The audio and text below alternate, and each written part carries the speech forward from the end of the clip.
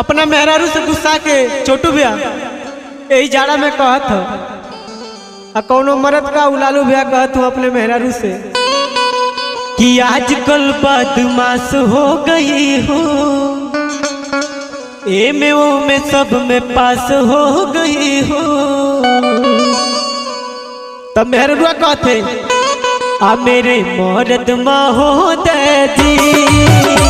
मेरे मरद महोदय जी,